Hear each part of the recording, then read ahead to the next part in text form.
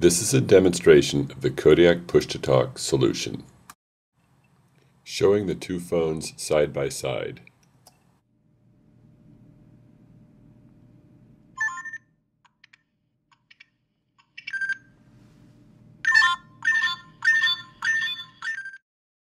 Application Overview. What we're looking at here is the home screen. From here, I have the ability to set my present status. So right now I'm available. I could also set it to Do Not Disturb. I also can see the history of the calls that I've made recently. So these are the last couple of calls I've made. From here I can also do a quick PTT call, a group call, which is a group that I've already got existing in the group list, or a quick group call, which is more like an ad hoc group call from my contact list, and we'll show you all those in a second. I also have the ability to search my contact list. This particular phone's only got a couple of contacts, so no need to search, but from here I could do a quick search. If there's a contact that I want to make a PTT call that's not in my directory, I can, from this screen, dial the number in directly. I also have the ability to look at my groups. This is the sales group that I've already established, and a Favorites tab.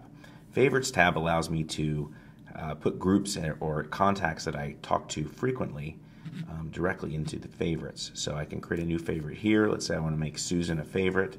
I save her, and now she's in my favorites list. So if I've got a lot of contacts in my phone, I can set the top 10 or 15 or 20 in my favorites. It makes it easier for me to contact them quickly.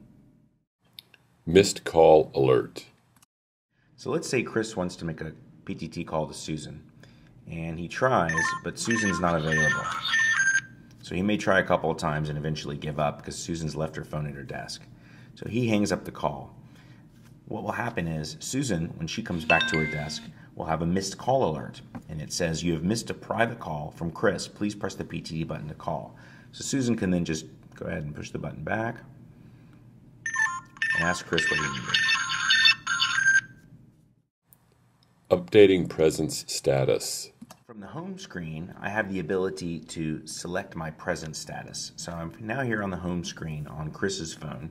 Let's say Chris isn't available anymore. He's talking to a customer.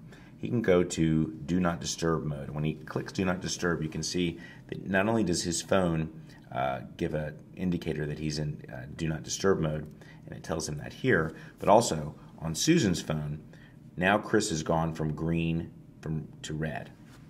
If Chris comes in back online later on, he goes to available, his phone will indicate available and Susan's will as well. Instant personal alert. So let's say Chris is in the Do Not Disturb state. He's in the middle of a customer meeting and he doesn't want to be disturbed. And Susan needs to get a hold of him because there's an emergency.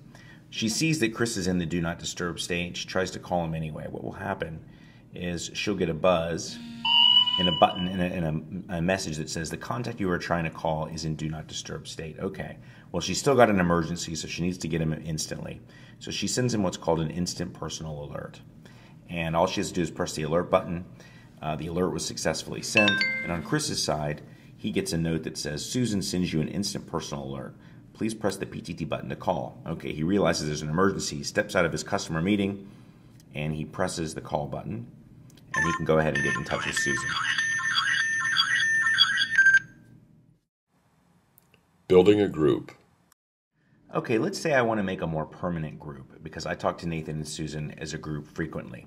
All I need to do to build a permanent group is very simply select Nathan and Susan, go to the menu key, and hit New Group.